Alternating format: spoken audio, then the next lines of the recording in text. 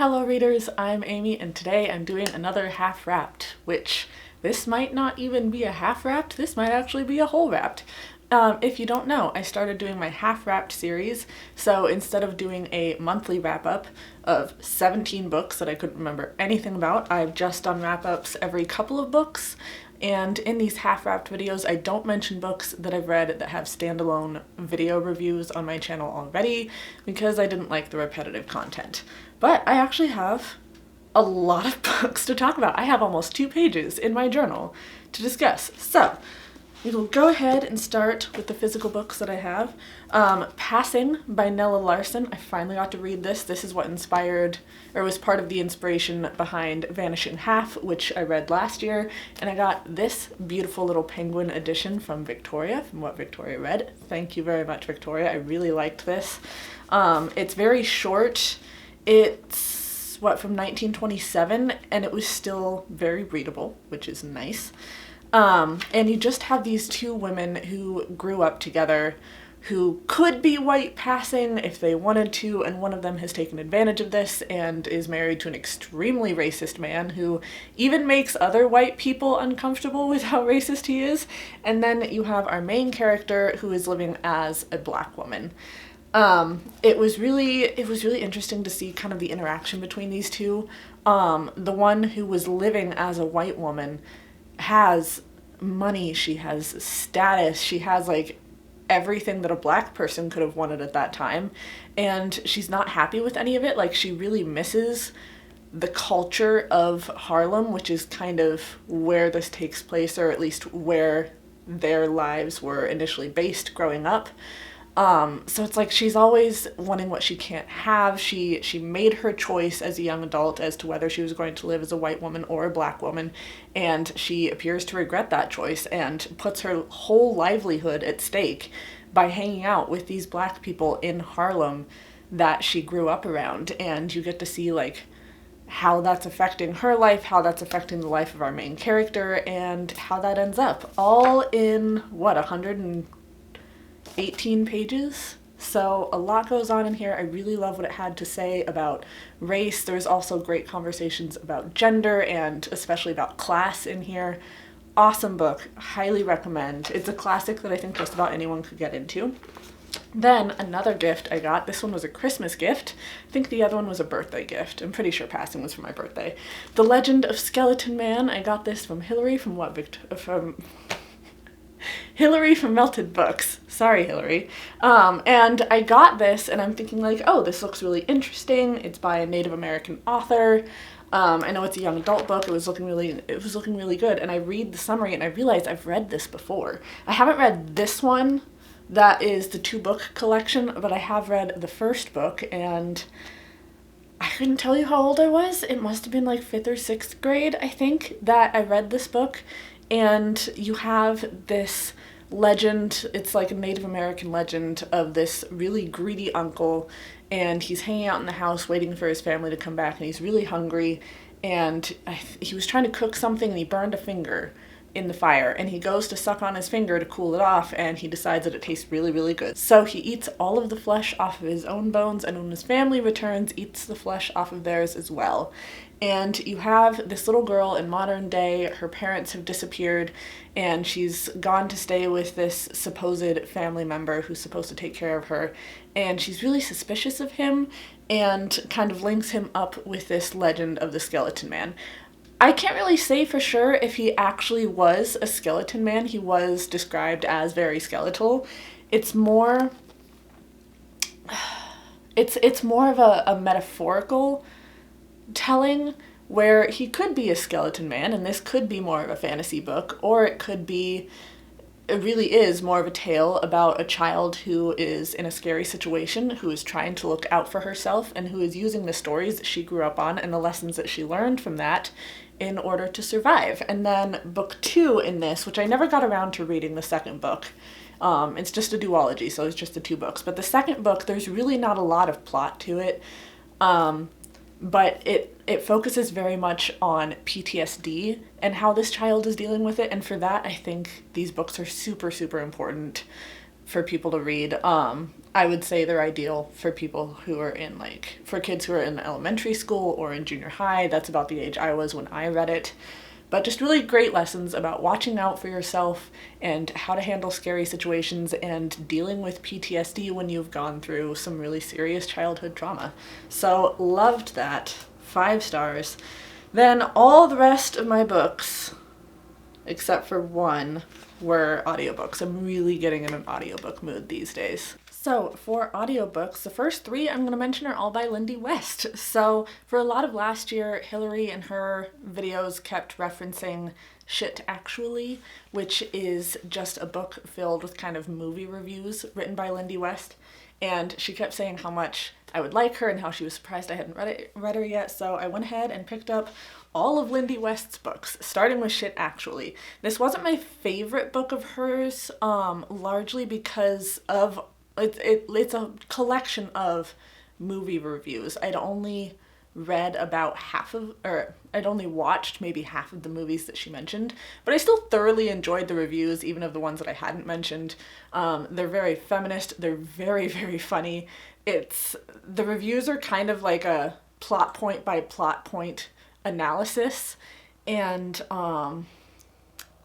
I don't remember what movie it was that she was comparing everything to, but it's like on a scale of 1 to this movie, and that's how she judged whether or not it was a good movie.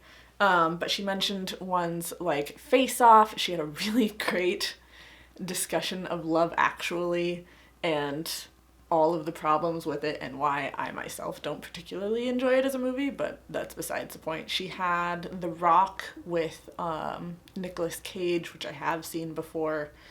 Just really, really great reviews. If you're a movie buff, I would suggest picking this out. This was like second place for me in the 3 books. Then The Witches Are Coming was my next one. This was my top favorite. Like, I have absolutely no complaints about this. The Witches Are Coming is, or at least the title is based in this idea of the witch hunt against people like Trump. Sorry for the banging in the background. The garbage guy is outside. But you have people like Trump who's like, you're on a witch hunt for me. Like, you're trying to find problems and destroy me even though I haven't done anything, which of course we all know that's not true. But it's that same idea where like we've had all this persecution against women, and now people like Trump and other politicians are trying to apply that to themselves. She also talks a lot about Harvey Weinstein and the allegations that have come up through Hollywood celebrities. And it was just so good. It was well thought out, it was well discussed, it was feminist, and it was funny. Lindy West is so funny. I love it. This was by far my favorite. Then we have Shrill, which was definitely like 3rd place for me in the lineup. I've heard great things about Shrill. Most people who've read this seem to absolutely love it. It's not that I didn't love it. I gave it like 3.5. Yeah, 3.5 stars. So I did really enjoy it. It just wasn't my favorite of the 3 that I read. It's the one that I connected with the least. She talks a lot about being fat and how that's affected her life. I personally can't really connect with that. I understand the weight conversation because I've had my own uncomfortable weight conversations with people, but for very, very different reasons.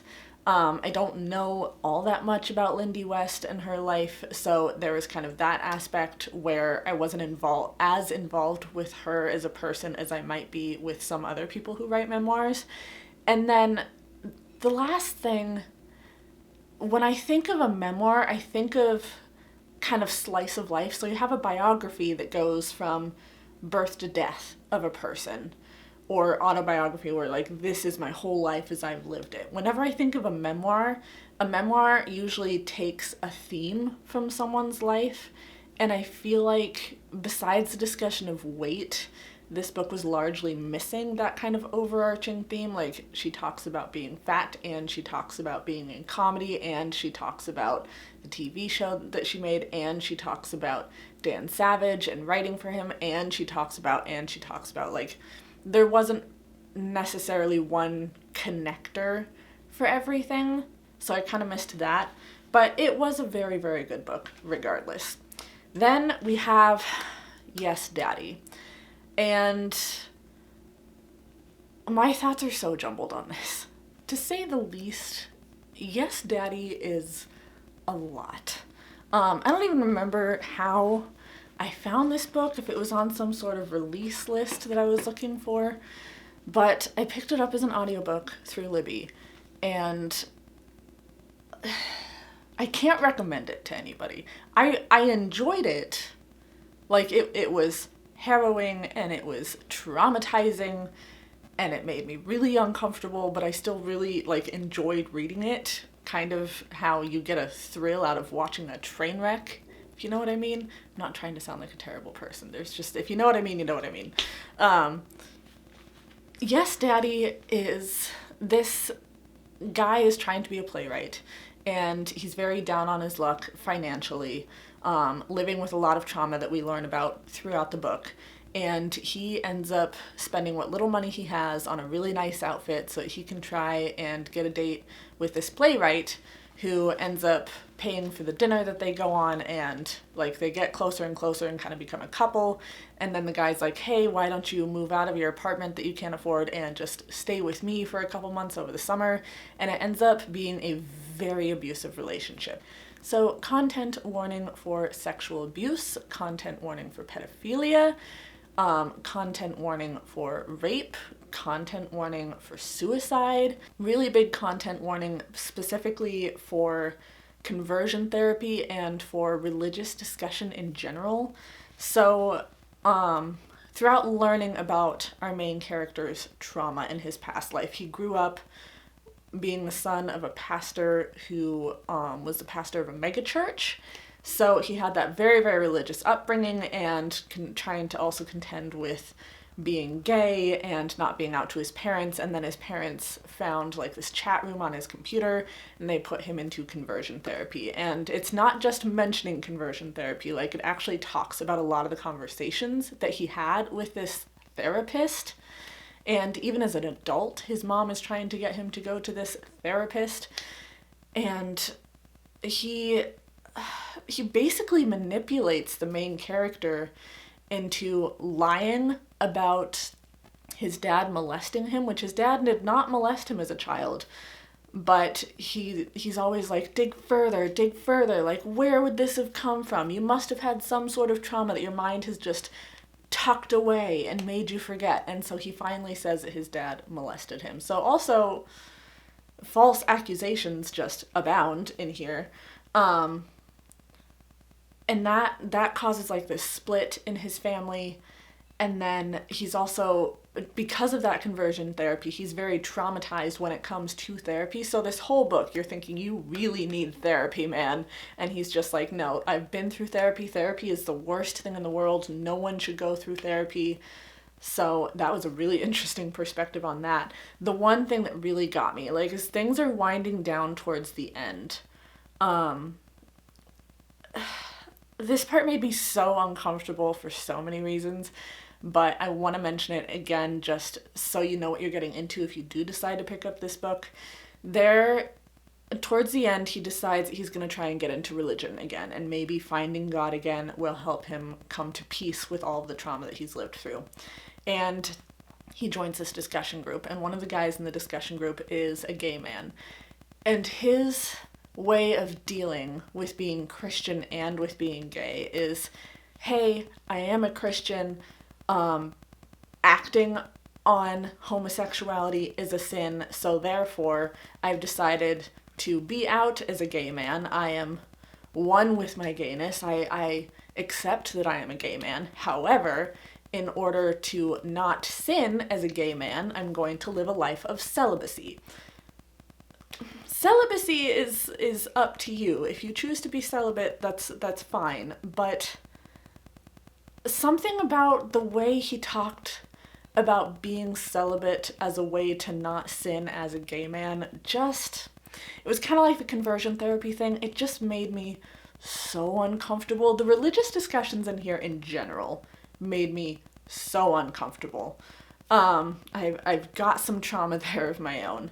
So just, if you've got any sort of religious trauma background, just be very careful of this book.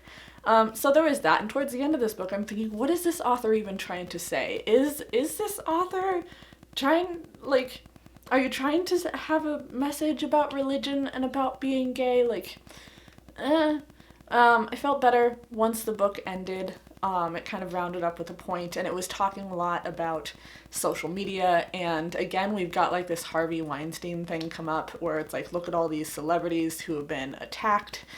And there's this conversation because he doesn't really talk to anyone about what happened. And he ends up being seen as a hypocrite in that there's stuff that happened at the trial for what happened, and because of how that turned out and what he did there, whenever he writes about other people's sexual trauma a couple years later, he's really seen as a hypocrite, and they're like, why are you writing about this? And it's kind of a deep dive into, if you think someone's problematic, what do you really know of their past? Because maybe there's a reason for that. And that was an interesting conversation to have.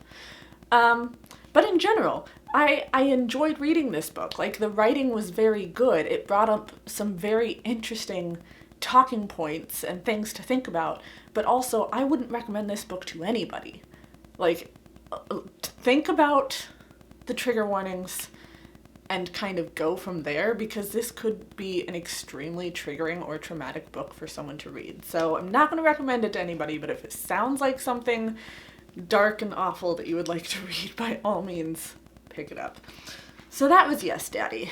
Last book that I'm going to talk about is The Alienist. So on Storygraph, I ended up joining a Read the World challenge. It's got like a list of different countries to read from this year. I'm always trying, I actually have my map up here.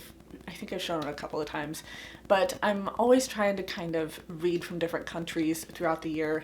So this is kind of a way to hold myself accountable for that. And I ended up trying to look up Brazilian authors. Now, it took a lot of tweeting and like people answering my tweets for me to actually find a Brazilian author to read, because let me tell you, Google's search bar is a little bit of a race problem, I think.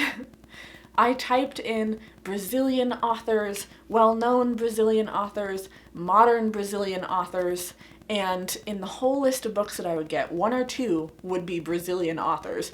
All the rest would be American, Syrian, or Colombian. And let me tell you, America, Syria, and Colombia, if you didn't know, are separate countries from Brazil.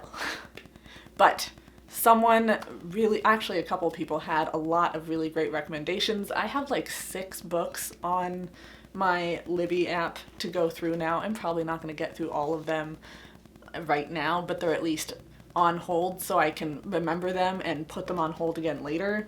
Kind of like a list on Libby for me to get through. But the first one I ended up picking is kind of a classic.